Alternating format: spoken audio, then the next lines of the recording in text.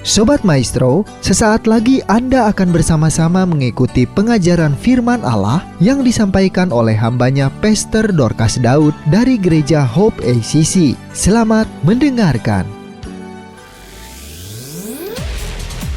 Shalom, Anda akan mendengarkan program Kuasa dalam Firman-Nya yang disampaikan oleh Pastor Dorcas Daud dari Hope ACC dan Dorcas Ministries.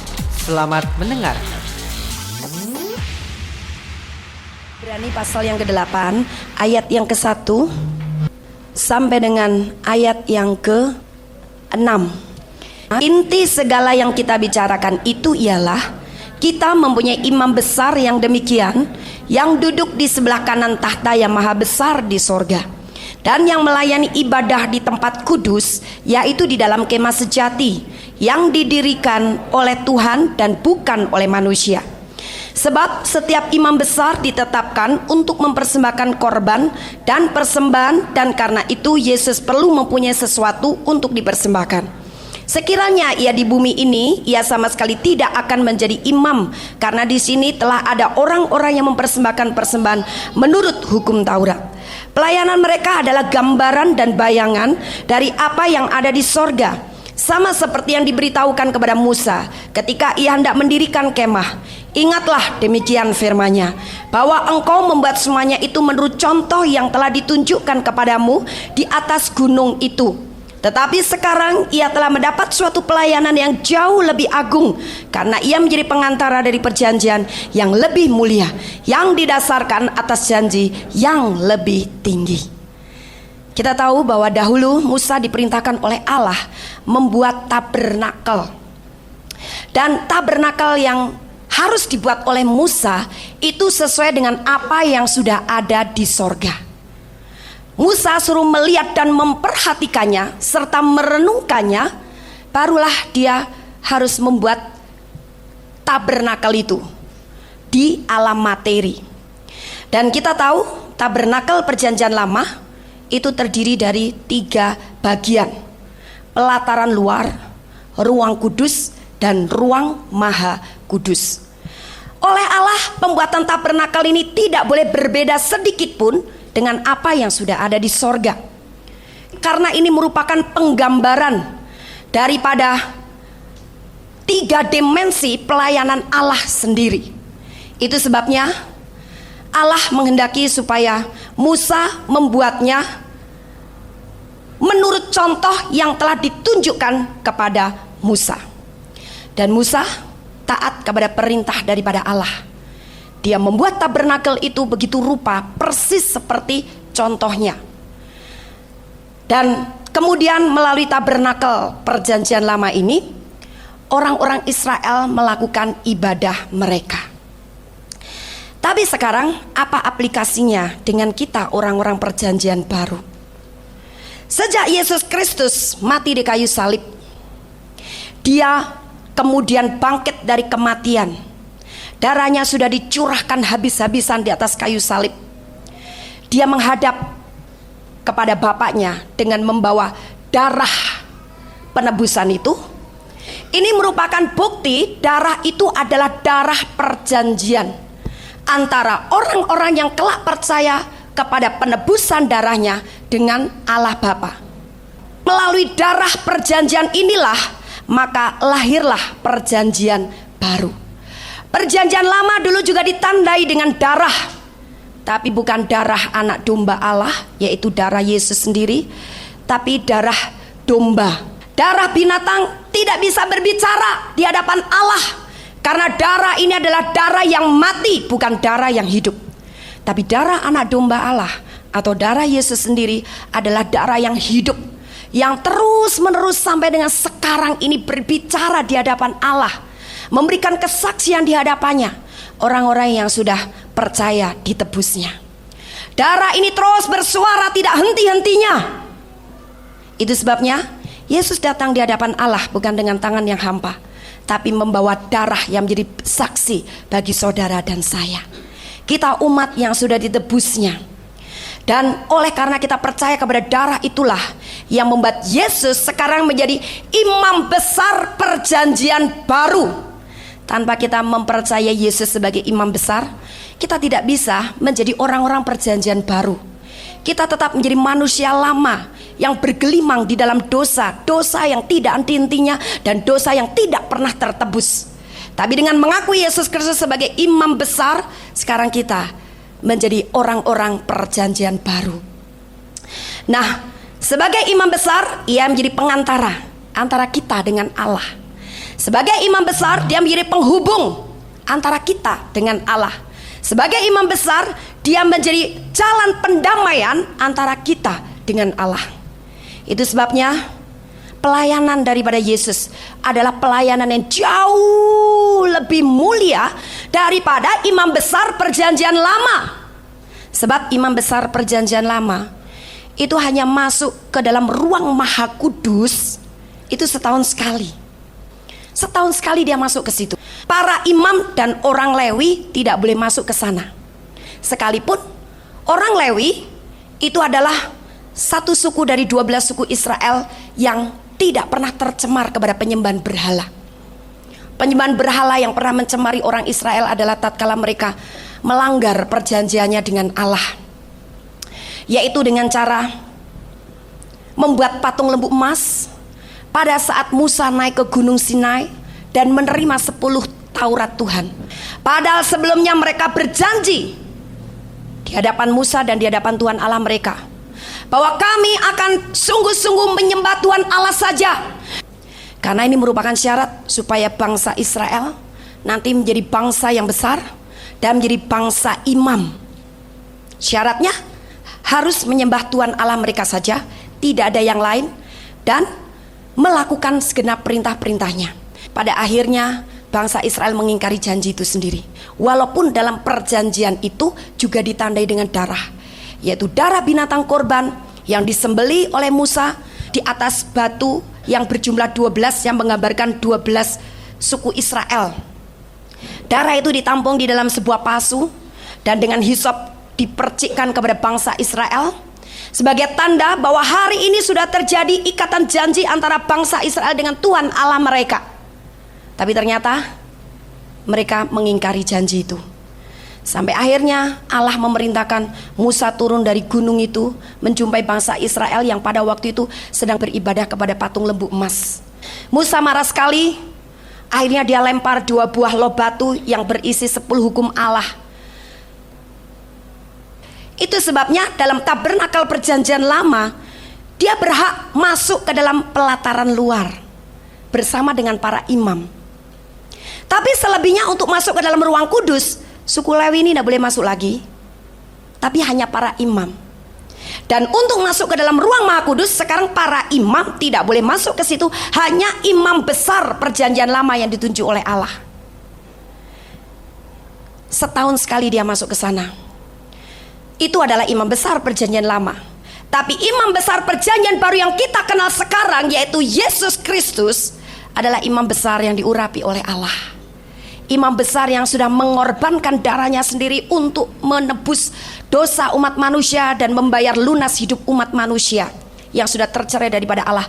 Dia sekarang mempunyai pelayanan yang jauh lebih mulia daripada imam besar perjanjian lama.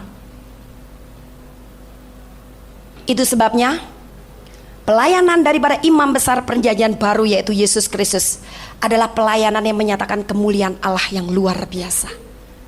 Di mana semua pelayanannya bukan bergantung kepada kekuatan manusia dagingnya, tapi bergantung penuh kepada kekuatan supranatural yang daripada Allah. Dan dia bukan hanya setahun sekali berada dalam ruang maha kudus, tapi sekali masuk selama-lamanya dia berada dalam ruang maha kudus. Dia menyatu dengan Allah Bapa, dia bergaul dengan Allah Bapa, dia berkomunikasi, dia bersekutu dengan Allah Bapa. Ini adalah satu pelayanan yang luar biasa. Betapa membanggakannya orang-orang yang percaya bahwa hidupnya sekarang sudah dibayar oleh darah anak domba Allah atau darah imam besar perjanjian baru ini.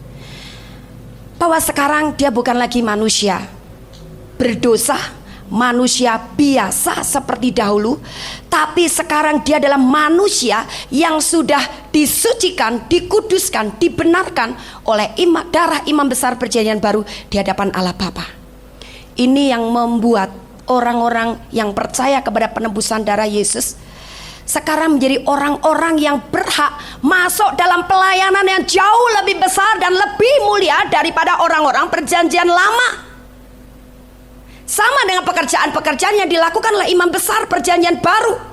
Dan kita sekarang mempunyai satu tempat yang khusus, yang memang sudah didesain dan disediakan oleh Allah untuk menjadi tempat tinggal kita yang sesungguhnya. Kalau imam besar kita berada dalam ruang Maha Kudus, kita harus tinggal di mana? Di dalam ruang Maha Kudus. Bukan lagi kita sekedar menjadi orang Kristen pelataran luar. Bukan lagi kita menjadi orang Kristen ruang kudus. Lebih daripada itu, kita buka dalam 1 Petrus pasal yang kedua, ayat yang ke-9. Tetapi kamulah bangsa yang terpilih, imamat yang rajani, bangsa yang kudus, umat kepunyaan Allah sendiri, supaya kamu memberitakan perbuatan-perbuatan yang besar dari Dia yang telah memanggil kamu keluar dari kegelapan kepada terangnya yang ajaib. Kamu, saya adalah bangsa yang terpilih, imamat yang kudus. Berarti kita sekarang sebenarnya adalah bangsa imam. Dulu Allah merencanakan bangsa Israel yang menjadi bangsa imam, tapi gagal karena apa? Ketidaksetiaan mereka menyembah patung lembu emas.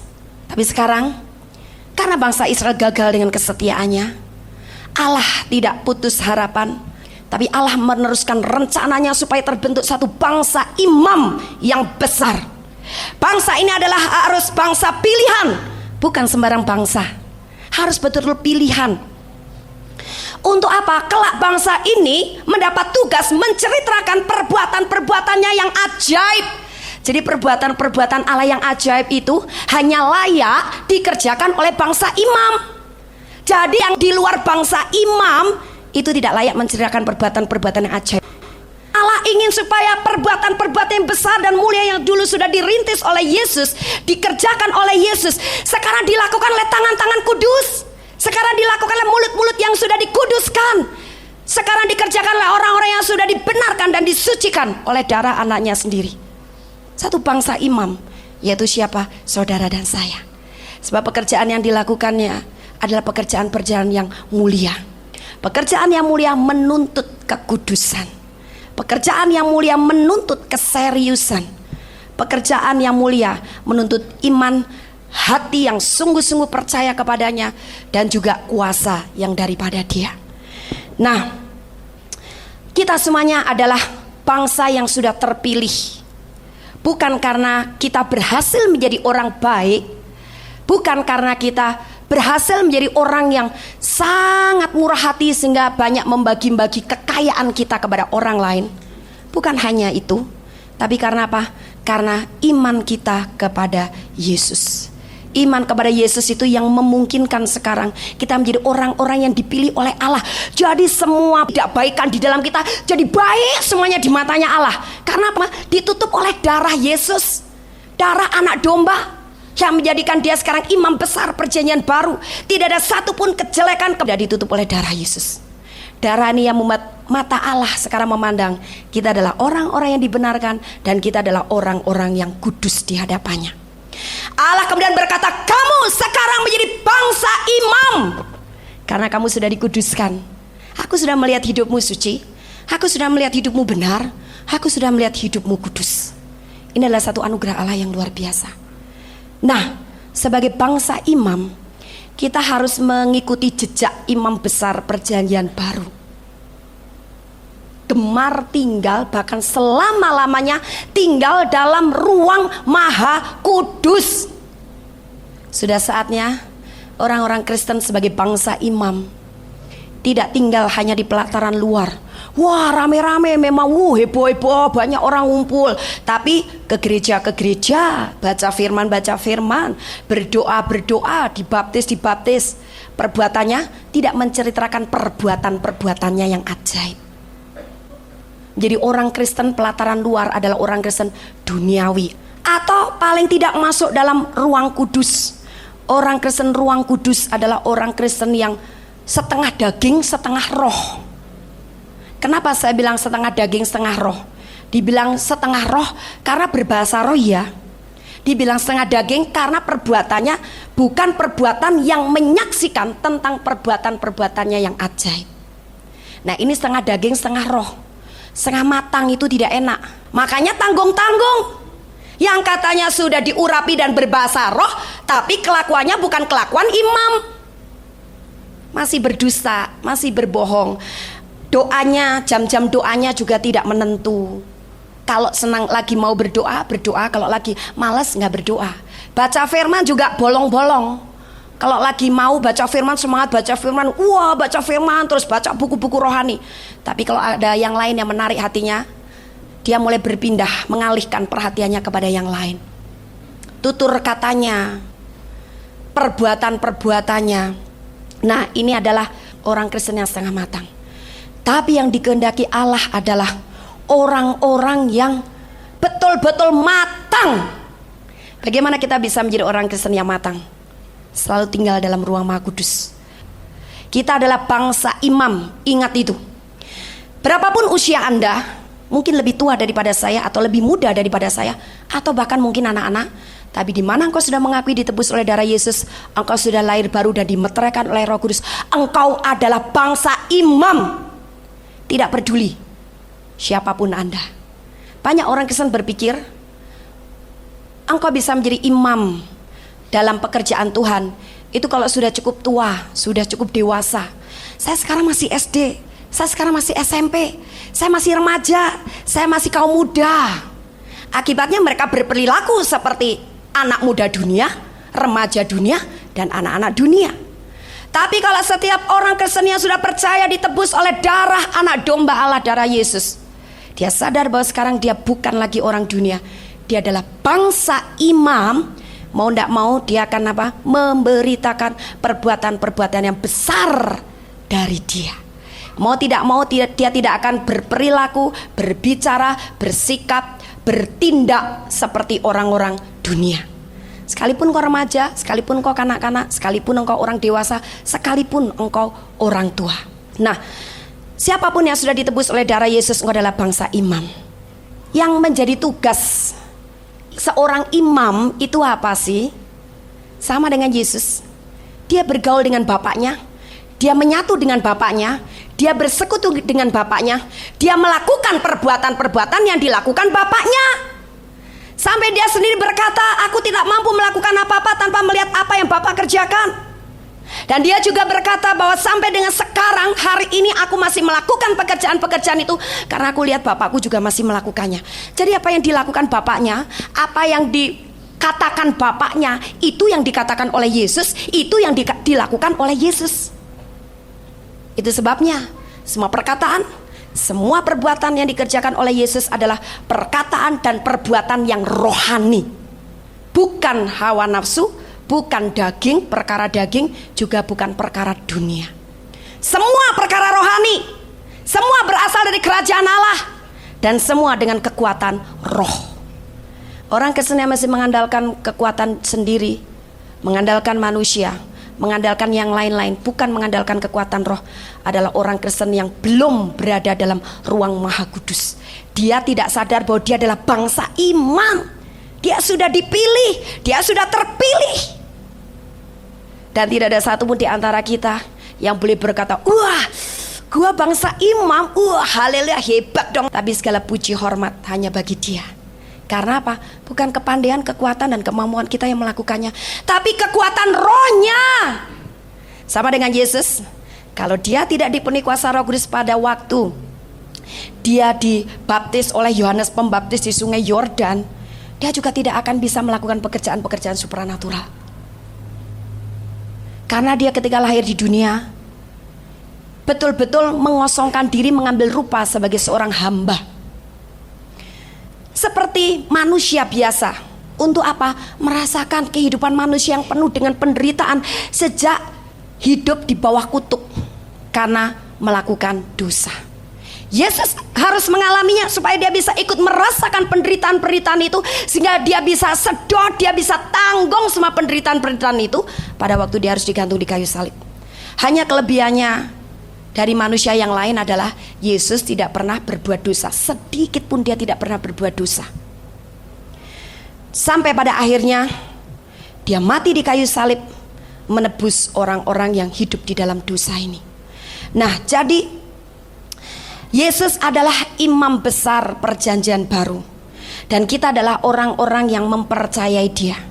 Kalau kita orang-orang yang mempercayai dia, kita harus seperti dia. Kita menjadi orang-orang Kristen ruang maha kudus. Ada 3 tingkatan di dalam kehidupan kekristenan.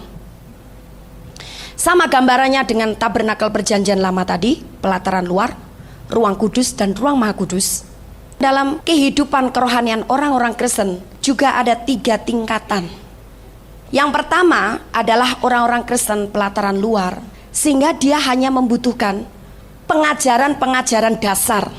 Pada waktu Yesus dulu masih tinggal di dunia, dia mengajar kepada orang yang selalu berduyun-duyun mengikuti dia adalah hal-hal dasar.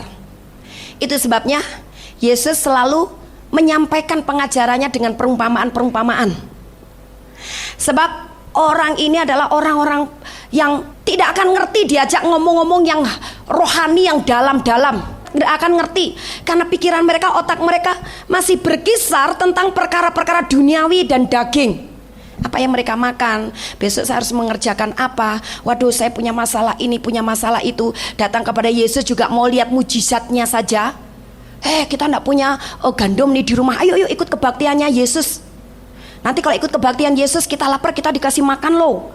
Nah, kasih makannya mujizat lagi. Dia bisa bikin mujizat, bisa bikin pekerjaan yang ajaib. Dari 2 ekor ikan, 5 ketul roti, kita bisa dikasih makan sampai kenyang. Udah deh, kita tidak perlu memikirkan belanja apa hari ini, ikut aja kebaktian dia. Hanya ingin melihat dan menyaksikan apa yang dikerjakan Yesus, tapi tanpa sama sekali punya keinginan hati, bagaimana supaya aku bisa seperti dia. Mereka hanya menjadi orang-orang yang mengagumi perbuatan Yesus sendiri, tapi mereka tidak mau mengkaitkan dirinya dengan Yesus. Mereka tidak mau dengan setia mengikuti Yesus. Itu sebabnya Yesus harus mengajar mereka hanya perkara-perkara yang dasar. Dan itu pun dia sampaikan dengan perumpamaan-perumpamaan. Sekarang hal yang kedua, kepada 12 murid yang dipilihnya sendiri, Yesus cara mengajarnya berbeda. Sekarang tidak seperti dia menghadapi orang banyak itu dengan cara mengajarkan hal-hal yang dasar melalui perumpamaan-perumpamaan, tapi sekarang naik tingkat lagi, lebih tinggi daripada itu. Yaitu kepada 12 murid ini Yesus membukakan rahasia-rahasia kerajaan Allah, dan sesudah itu Yesus memenuhi mereka dengan kuasa Roh Kudus. Berbeda dengan orang banyak. Orang banyak hanya diajar dasar-dasar melalui perumpamaan, tapi kepada 12 murid ini Yesus membukakan arti perumpamaan itu, karena itu merupakan rahasia kerajaan Allah. Dibukakan secara gamblang, sampai Yesus setiap kali membukakan secara gamblang arti perumpamaan itu, Yesus selalu mengakhiri dengan perkataan ini: barang siapa bertelinga hendaklah dia mendengar. Artinya apa? Supaya 12 murid ini sekarang antusias, punya perasaan mengena dengan Yesus. Kamu kalau tidak tahu apa yang aku sampaikan, apa yang ajarkan, tanya. Pakai telingamu nanti untuk mendengar penjelasanku nih. Dan kalau kamu sudah belajar sampai mengerti, sekarang aku bekali engkau untuk bisa melakukan apa yang aku ajarkan itu dengan kuasa yang sama yang dulu Bapak berikan kepada saya, sekarang kepadamu. Apa itu? Kuasa Roh Kudus. Tapi 12 murid ini belum masuk ke dalam ruang Maha Kudus. Mereka masih berada dalam ruang kudus. Itu sebabnya tidak heran model Petrus pernah jatuh di dalam dosa penyangkalan kepada Yesus. Yudas lebih-lebih melakukan dosa pengkhianatan. Masih ada hal-hal yang dari daging mereka. Bahkan pikiran mereka juga belum 100% bisa menyerap pikirannya Kristus. Sampai suatu hari Petrus pernah berpikir salah tentang rencana Allah untuk umat manusia. Yaitu tatkala Tuhan Yesus memberitahu kepada murid-muridnya bahwa dia harus mati di kayu salib, menderita. Tapi pada hari yang ketiga dia bangkit. Sebagai Mesias, dia harus mau menjalani itu. Oh, Petrus betul-betul tidak rela. Dia tarik tangan gurunya, "Guru, jangan dong hal itu terjadi padamu." Wah, sepertinya betul. Itu apa yang dia ucapkan itu ada dalam pikirannya. Tapi Yesus berkata, "Nyahai engkau iblis, sebab engkau memikirkan apa yang dari manusia, bukan apa yang dipikirkan oleh Allah, dan engkau menjadi batu sandungan bagiku." Petrus kelihatannya mikir benar dan dia ngomong benar, tapi ternyata karena itu bukan dari rencana Allah, itu bukan pikirannya Allah, itu salah. Itu ide daripada si iblis. Mengapa masih bisa begitu? Petrus pikirannya kok belum klop betul sama pikirannya Allah, pikirannya Yesus. Kalau pikiran Yesus dengan pikiran Allah bisa klop, pas persis. Karena Petrus masih seperti 11 murid yang lain, menjadi orang ruang Maha Kudus.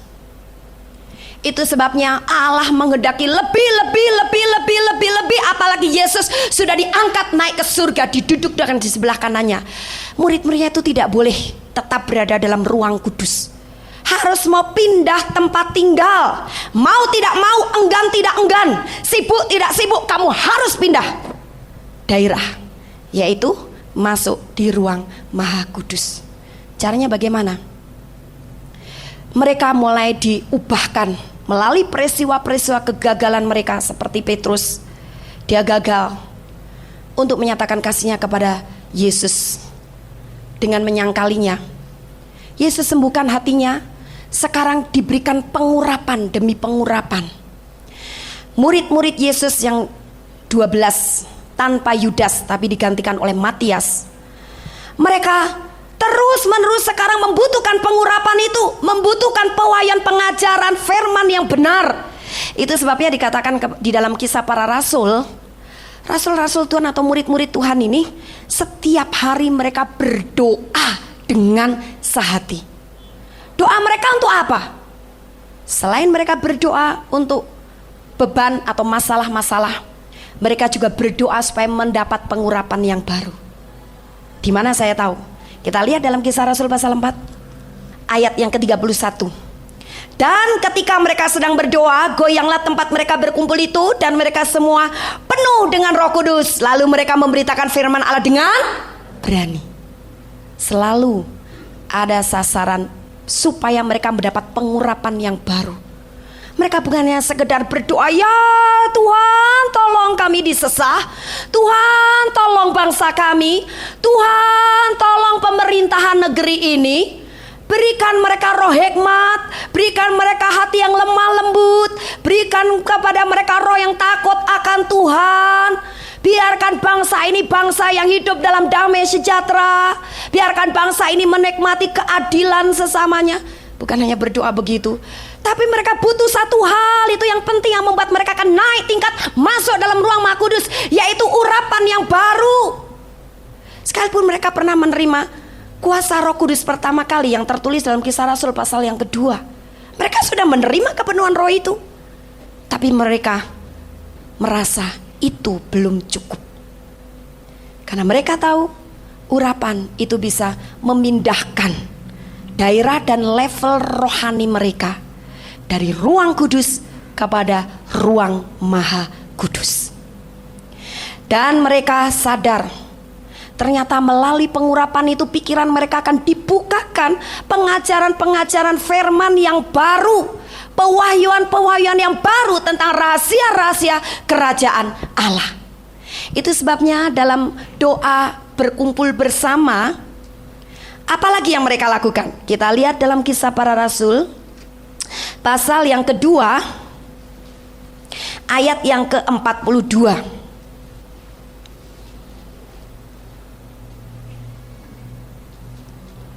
Ayat yang ke-42 kita baca sama-sama. 1, 2, 3. Mereka bertekun dalam pengajaran rasul-rasul dan dalam persekutuan, dan mereka selalu berkumpul untuk memecahkan roti dan berdoa. Mereka bertekun dalam persekutuan bersama, persekutuan doa bersama itu. Dan dalam persekutuan doa itu juga mereka mengisi dengan banyak belajar, menyerap, menerima pengajaran dari rasul-rasul. Karena apa? Mereka tahu mereka perlu pengajaran firman yang benar. Kalau engkau mau menjadi orang Kristen Ruang Maha Kudus, karena memang sebenarnya orang Kristen Ruang Maha Kudus itu adalah predikat yang Allah berikan buat Anda dan saya. Engkau juga harus tekun dalam pengajaran. Tapi pengajaran seperti apa? Pengajaran yang benar, yang alkitabiah. Karena pengajaran itu berdasarkan pewahyuan Roh Kudus dan pengalaman dengan Roh Kudus. Bukan pengajaran firman yang diteliti berdasarkan ilmu pengetahuan atau otak, tapi berdasarkan urapan. Kalau pengajaran firman itu berdasarkan urapan, langsung Roh Kudus akan membuktikan bahwa pengajaran Alkitab itu benar, dibawa masuk kepada pengalaman. Jadi ada dua hal yang menjadikan kita menjadi orang Kristen yang tidak akan pernah sesat. Pengajaran firman yang berasal dari pewahyuan Roh Kudus, dan yang kedua, pengajaran firman yang berdasarkan pewahyuan Roh Kudus itu dibuktikan dengan pengalaman pribadi. Itu jangan takut kita menjadi sesat, dan itu tidak akan pernah menyesatkan kita. Dengan apa? Menjadi orang Kristen Ruang Maha Kudus. Engkau kuat di dalam pengajaran firman Allah yang benar, dan kau hidup dalam urapan. Hidup dalam urapan tanpa punya dasar pengajaran firman Allah yang benar, engkau seperti pohon yang akan gampang tumbang. Karena pohon itu tidak mempunyai akar yang tertanam dengan kuat di tanah. Pada saat ada angin yang agak kencang sedikit, pohon itu akan tumbang. Tapi kalau engkau juga hidup di dalam pengajaran firman Allah yang benar, engkau tinggal di dalamnya, engkau menjadi pohon tanaman Tuhan yang berakar kuat. Sekalipun ada angin badai, ada angin ribut yang bukan main ganasnya, engkau tetap berdiri tegak. Lainnya, hidup dalam firman, tapi tanpa ditunjang oleh urapan, engkau tak mampu menghasilkan buah. Sebuah pohon, sekalipun dia punya akar tunjang yang kuat karena dia sudah cukup lama tertanam di tanah itu, tapi tanpa kena siraman air yang terus menerus, juga tanpa diberi pupuk supaya bisa berbuah, dia tidak bisa berbuah. Karena apa? Tidak cukup makanan. Sama dengan kita adalah pohon tanaman Allah. Bagaimana kita bisa berbuah kalau terus disiram dengan air yang hidup? Dan air yang hidup itu adalah urapan Roh Kudus. Dua-duanya harus jalan bareng, baru engkau berada di dalam ruang Maha Kudus. Cara berpikirmu yang masih salah seperti Petrus, nyeleweng sampai tidak sadar, bisa cepat dikoreksi. Karena pada dalam ruang Maha Kudus tidak ada dosa sedikit pun. Tidak ada dusta, tidak ada kesia-siaan, tidak ada hal-hal yang tidak benar. Ruang Maha Kudus itu adalah tempat yang orisinil bagi Anda dan saya. Itu sebabnya para rasul menyadari akan hal ini. Dia lakukan dua perkara itu. Berdoa dengan tekun untuk menerima pengurapan demi pengurapannya yang baru. Dan selain doa bersama itu, mereka mengambil dan menerima urapan yang baru. Mereka bertekun dalam pengajaran. Pada akhirnya, hal yang ketiga, tingkatan ini adalah tingkatan yang paling tinggi, yaitu di atas gunung pengubahan. Di mana di atas gunung pengubahan itu, Yesus menampakkan kemuliaannya. Pada waktu itu disertai dengan Elia dan Musa. Muka mereka begitu cemerlang luar biasa. Siapa yang mendapat kehormatan untuk melihat kemuliaan Allah ada di dalam Yesus yang luar biasa ini di gunung pengubahan? Hanya 3 orang murid. Mereka mendapat kehormatan melihat ini. Tidak semua murid. Karena apa? 3 orang murid ini mau serius seperti gurunya. Banyak orang-orang Kristen menyadari dia adalah murid Yesus, tapi dia tidak serius di dalam kerohaniannya. Hanya sekedar menjadi orang Kristen yang bergereja, yang merasa diurapi, yang merasa menjadi pewaris kerajaan Allah, yang merasa menjadi anak Allah, tapi ternyata mereka tidak serius di dalam kerohaniannya. Hanya merasa-rasa, tapi tindakannya, buah yang dihasilkannya bukan buah orang Kristen ruang Maha Kudus. 3 orang ini dari 12 murid ternyata mereka begitu serius dengan Tuhan Yesus. Kalau mereka melakukan kesalahan seperti Petrus, karena pada waktu itu dari 3 orang ini, itu yang terpilih juga siapa? Petrus. Yaitu Petrus pernah berbuat salah, yang tadi saya katakan tadi. Tapi dia rela ditegur, dia rela dikoreksi oleh Yesus. Dia tidak marah ketika dikoreksi Yesus. Dia biarkan Yesus mengkoreksi dirinya, membenahi cara berpikirnya, membuang yang salah, mengganti yang baru. Petrus rela. Yesus melihat hati Petrus betul-betul tulus untuk menjadi orang Kristen ruang Maha Kudus.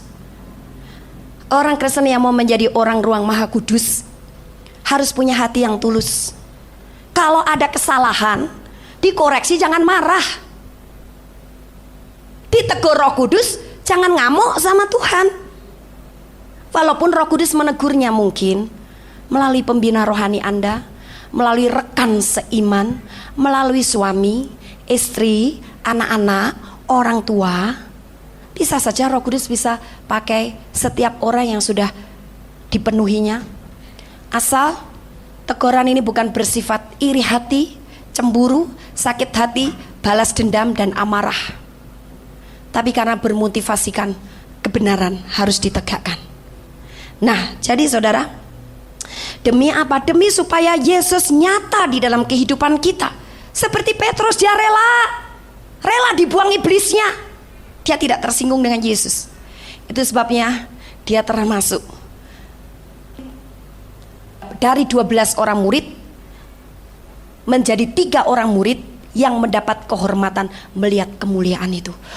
Kalau saya hidup di zaman itu, saya mau begitu saudara. Betul, saya mau. Itu sebabnya saya mau serius mengikuti Yesus.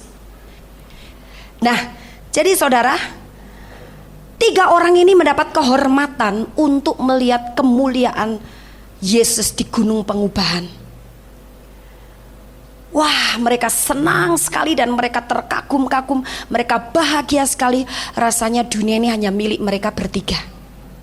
Sampai Petrus bilang, Tuhan, kalau boleh aku bikin atau bangun 3 tabernakel ya, 3 kemah. 1 buat engkau, 1 buat Elia, 1 buat Musa. Tapi tiba-tiba ada suara yang berkata, dengarkanlah dia. Allah ingin supaya murid-murid ini tidak sibuk bikin kemahnya, tapi yang penting kamu dengar suaranya, sebab semua perkataannya itu adalah berasal dari kebenaran. Sama dengan kita semuanya. Yang terpenting dalam hidup kekristenan kita kalau mau menjadi orang Kristen ruang Maha Kudus adalah yang penting mendengar perkataannya. 3 orang ini mendapat kehormatan melihat kemuliaan Yesus di atas gunung. Karena itu mencerminkan bahwa Yesus itu melakukan pekerjaan-pekerjaan yang mulia karena berasal daripada Allah Bapa. Aplikasinya kepada kita orang-orang Kristen adalah kalau kita mau melihat kemuliaannya, kita harus berada di ruang Maha Kudus. Tinggalkan daerah ruang kudus, apalagi pelataran luar. Pelataran luar kadang-kadang gereja yang melakukan pelayanan begitu memang diminati oleh banyak orang, karena masih banyak orang-orang Kristen dunia. Nah saudara, ini kelemahan gereja Tuhan yang tidak membawa pelayanan dalam gereja itu pelayanan ruang Maha Kudus. Firman ada, pujian bagus, alat musik lengkap, tapi mereka lupa bahwa setiap hamba-hamba Allah, setiap pembina rohani, setiap pembawa kabar baik itu sedang membawa jemaat Allah menjadi bangsa imam, masuk ke dalam ruang Maha Kudus. Tapi tidak dipraktekkan, tidak diajarkan, tidak diimpartasi kepada jemaatnya. Allah menghendaki karena kita bangsa imam menjadi orang ruang Maha Kudus. Kalau sedang dikuduskan, dikoreksi oleh Roh Kudus, Jangan kemudian tersinggung, mundur dari gereja, mundur dari pelayanan, mundur menjadi orang Kristen. Jangan, karena koreksi dari Roh Kudus dan koreksi daripada firman Allah itu untuk apa? Menyempurnakan kita semua. Allah mau terus bekerja di dalam kita sampai targetnya kita sempurna seperti Yesus. Nah, untuk itulah saya mengajak semua yang mendapat berkatan, jangan selama menjadi orang Kristen pelataran luar atau ruang kudus saja, tapi mulai masuk bersama-sama dalam ruang Maha Kudus. Engkau mulai membuahkan pekerjaan-pekerjaan Yesus yang nyata. Hidupmu juga hidupnya Yesus. Yesus setiap kali bersekutu dengan Bapaknya, setiap saat dia berdoa dan dia berdialog dengan Bapaknya. Tidak ada yang lain. Pada saat seperti itu Yesus merasa dunia ini hanya milik mereka berdua. Bisakah Anda sekarang menjadi orang Kristen yang punya persekutuan pribadi dengan Tuhan setiap hari, sampai engkau merasakan bahwa dunia ini hanya milik Anda dan Yesus, Allah Bapa dan Roh Kudus berdua? Bisakah engkau mengenyampingkan hal-hal yang itu hanya semu, walaupun toh kita harus menghadapinya? Tugas di kantor, tugas sebagai ibu rumah tangga, tugas sebagai anak, tugas sebagai seorang pelajar, tetap. Tapi saya percaya orang Kristen ruang Maha Kudus akan bertanggung jawab atas semua tugas-tugasnya. Sebab menjadi saksi untuk menceritakan perbuatan-perbuatan ajaib juga dalam arti kita menjadi teladan di mata orang dunia. Jangan terus sekolah akhirnya gagal, rapot merah melulu. Karena apa? Karena kalau ditanya, habis saya berdoa terus. Soalnya saya banyak kegiatan di kaum muda gereja, di anak-anak remaja. Jangan jadikan alasan. Kalau orang Kristen betul-betul dalam ruang Maha Kudus, Roh Kudus akan mengingatkan dia saatnya dia tidak bertanggung jawab di dalam bidangnya. Pasti. Karena Roh Kudus akan menjadikan dia teladan di hadapan umat manusia. Nah, langkah-langkah yang perlu kita lakukan untuk mengalami peningkatan-peningkatan dari pelataran luar masuk dalam ruang kudus dan sampai masuk ke dalam ruang Maha Kudus, yaitu yang pertama adalah iman. Iman yang harus dipupuk, iman yang harus ditumbuhkan, iman yang harus dikembangkan. Sekarang iman yang seperti itu bagaimana sih? Ibrani 6 ayat 12. Agar kamu jangan menjadi lamban, tetapi menjadi penurut-penurut mereka yang oleh iman dan kesabaran mendapat bagian dalam apa yang dijanjikan Allah. Ada dua prinsip yang termasuk. Nah, ada dua hal prinsip iman di sini yang membuat kita bisa mengalami peningkatan sampai menjadi orang Kristen ruang Maha Kudus sebagai bangsa imam. Ya. Yang pertama adalah tidak lamban.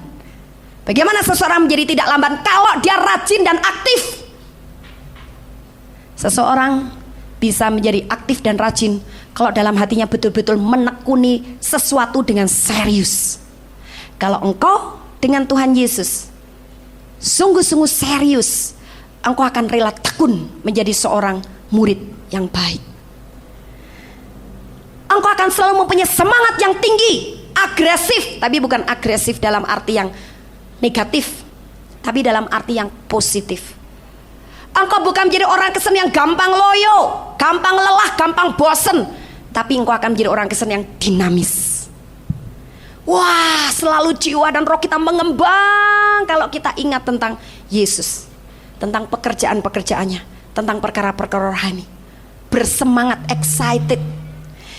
Nah, yang kedua prinsip iman di sini selain tidak lamban adalah kesabaran. Di sini adalah percaya penuh bahwa apa yang sudah dijanjikan oleh Allah itu pasti terjadi. Saya ambil contoh Abraham.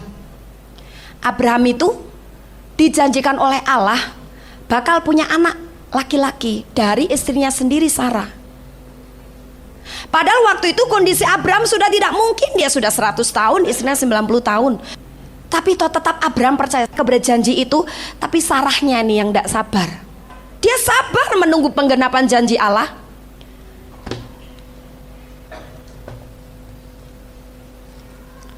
Roma 4 ayat 18 sampai 21. Sebab sekalipun tidak ada dasar untuk berharap, namun Abraham berharap juga dan percaya bahwa ia akan menjadi bapa banyak bangsa, menurut yang telah difirmankan, demikianlah banyaknya nanti keturunanmu. Nah, ini ayat membuktikan bahwa Abraham itu percaya penuh dan tetap berharap, menunggu, menantikan dengan sabar. Banyak orang Kristen tidak sabar menunggu penggenapan janji Allah. Akhirnya dia berontak, dia protes, dia kecewa dengan Allah. Tapi Abraham tidak demikian. Sekali Allah berjanji kamu akan menjadi bapa banyak bangsa, Abraham percaya. Imannya disertai kesabaran yang luar biasa. Nah, kita juga harus punya iman yang seperti itu. Orang Kristen Ruang Maha Kudus setiap hari mulutnya, perkataannya gemar memuliakan Allah. Sebab dengan kata-kata yang memuliakan Allah, apa yang kau ucapkan itu terjadi di dalam hidupmu. Termasuk pergumulan doamu, sekalipun belum ada kenyataannya, tapi katakan kepada dunia, saya percaya bahwa Tuhan sudah mengabulkannya. Itu adalah pernyataan iman. Iman yang disertai dengan kesabaran, karena percaya penuh kepada janji Allah. Sekarang hal yang kedua adalah melekatlah terus menerus kepada Yesus, supaya kita bisa mengalami peningkatan menjadi orang Kristen Ruang Maha Kudus. Kita melekat kepada Yesus itu bukan satu alamat yang salah. Memang yang dituju adalah Yesus. Harus tetap pada Yesus. Hal yang ketiga yang perlu kita lakukan adalah membawa orang kepada Yesus. Yohanes pasal 1 ayat 36 sampai 39. Dan ketika ia melihat Yesus lewat, ia berkata, lihatlah anak domba Allah. Kedua murid itu mendengar apa yang dikatakannya itu, lalu mereka pergi mengikut Yesus. Tetapi Yesus menoleh ke belakang. Ia melihat bahwa mereka mengikuti dia, lalu berkata kepada mereka, apakah yang kamu cari? Kata mereka kepadanya, Rabi, artinya guru, di manakah engkau tinggal? Ia berkata kepada mereka, marilah dan kamu akan melihatnya. Mereka pun datang dan melihat di mana ia tinggal. Dan hari itu mereka tinggal bersama-sama dengan dia. Waktu itu kira-kira pukul 4. Yohanes sebetulnya sudah mempunyai murid. Dan pada waktu kemudian Yesus datang hari itu, Yohanes sedang bersama dengan 2 orang muridnya. Tapi Yohanes sadar bahwa kedudukannya hanya sebagai pembuka jalan untuk umat manusia ini datang kepada yang orisinilnya, Sang Penebus, Sang Juru Selamat, Anak Domba Allah yang bakal menebus hidup mereka, yaitu Yesus. Itu sebabnya Yohanes tidak egois. Sekalipun dia sudah punya murid, dia tidak ketakutan kalau muridnya nanti bakal ikut Yesus. Biarin saja ikut Yesus, karena memang tujuannya ikut Yesus. Itu sebabnya tanpa segan-segan, ketika dia melihat Yesus lewat, ia berkata, lihatlah anak domba Allah. Dan betul saja, kedua murid yang sedang bersama-sama dengan guru Yohanes, ketika mendengar hal itu, apa yang mereka lakukan? Lalu mereka pergi mengikut Yesus. Apa yang Allah rencanakan dan tujuan Allah kepada Anda dan saya sebagai bangsa imam atau orang Kristen Ruang Maha Kudus? Membawa orang ikut Yesus. Jangan hanya Anda berpikir, yang penting aku sekarang udah selamat loh. Bukan begitu. Tapi engkau harus membawa orang datang pada Yesus. Kalau engkau tidak pernah membawa orang datang kepada Yesus, engkau bukan bangsa imam. Engkau adalah bangsa imam, orang-orang yang terpilih. Dan engkau adalah orang-orang Ruang Maha Kudus. Haleluya. Kami percaya Anda pasti diberkati oleh firman Tuhan yang disampaikan oleh Pastor Dorcas Daud STH dari Hope ACC dan Dorcas Ministries.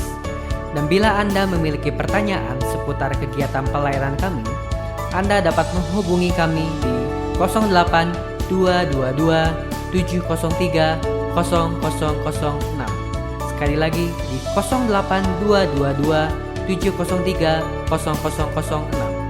Sampai jumpa kembali. Tuhan Yesus memberkati.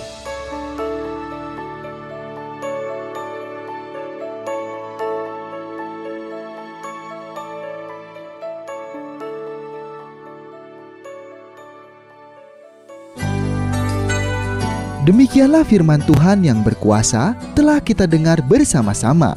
Dan kami percaya Anda sangat diberkati. Bagi yang membutuhkan pertumbuhan iman dan pelayanan lebih lanjut, Anda dapat menghubungi kami dan beribadah bersama dengan kami setiap hari Minggu di Gereja Hope ACC di ACC Center, Jalan Mekar Utama, nomor 31, lantai 3 Kompleks Mekarwangi, Bandung, pada jam 8.30. Ada kebaktian anak-anak pada jam yang sama. Ikuti juga Breakthrough Prayer setiap Jumat jam 18.30. Jika Anda membutuhkan dukungan doa, Anda dapat mengirimkan SMS ke nomor 0822 2703 0006. Tuhan memberkati.